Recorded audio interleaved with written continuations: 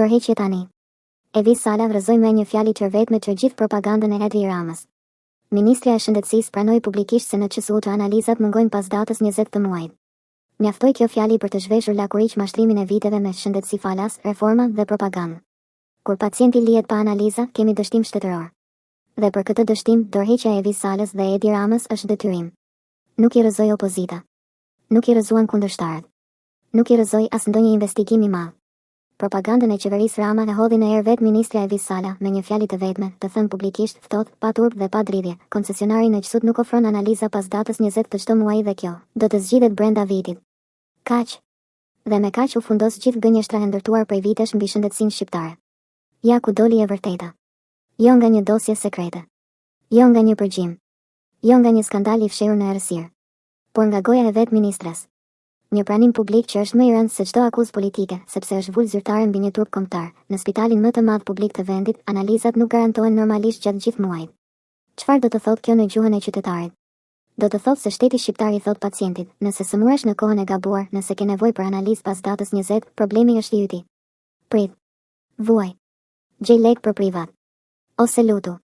Ky nuk është sistem shëndetësor. Kjo është braktisje me vulë shteti. Dhe pikërisht këtu Evis Sala u bë dëshmia më e qartë e dështimit të Edi Ramës.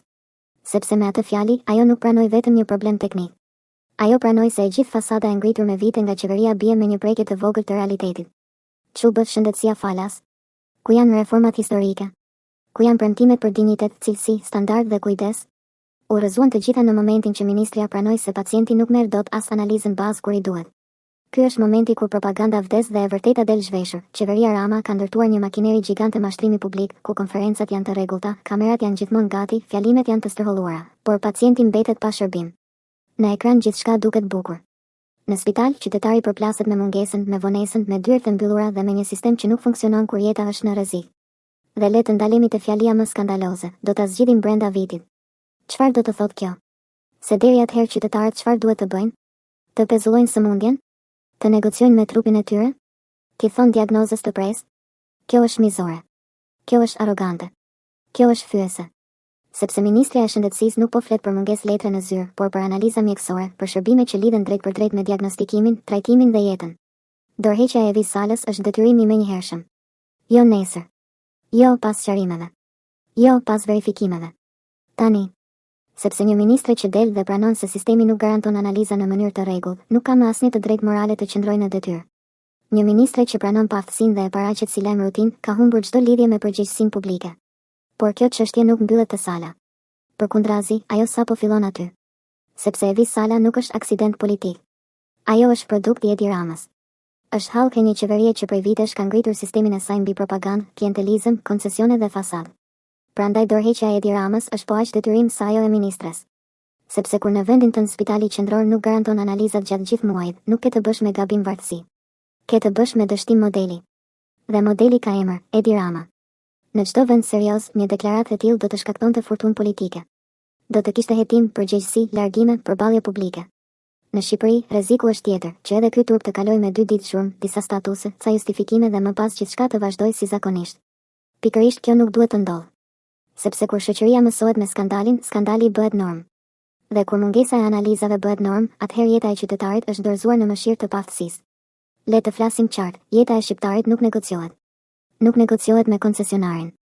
Nuk negociohet me justifikimet e ministres. Nuk negociohet me propagandën e kryeministrit. Nuk negociohet me kalendarin absurd të një sistemi që duket se fiket pas datës 20. Pacienti nuk është numër. Nuk është statistik. Nuk është dekor për konferenca. Është njeri. Dhe shteti që nuk i garanton analizën kur i duhet, nuk është shtet që shërben, është shtet që tradhton. Evis Sala, me një fjalë të vetme, bëri atë që nuk e bën dot qindra orë propagandë, tregoi fytyrën reale të qeverisë Rama. Dhe ajo fytyrë është e shëmtuar. Është fytyra e një pushteti që flet për sukses, ndërsa spitalet japin dështim. Është fytyra e një qeverie që shet imazh, por nuk garanton shërbim. Është fytyra e një modeli që kërkon duar trokitje, ndërsa qytetarit i la ankthin, pritjen dhe frikën. Prandaj thirrja duhet të jetë e prerë, e drejtë për drejtë dhe pa zbukurime. Dorëheqje tani për Evis Salën. Dorëheqje tani për Edi Ramën. Sepse ky nuk është më thjesht një problem shëndetësie. Ky është një akt akuzë publike ndaj një qeverie të tërë. Dhe kur propaganda shembet nga goja e vet pushtetit, atëherë nuk mbetet më asnjë alibi. Mbetet vetëm dështimi. Dhe dështimi duhet të largohet.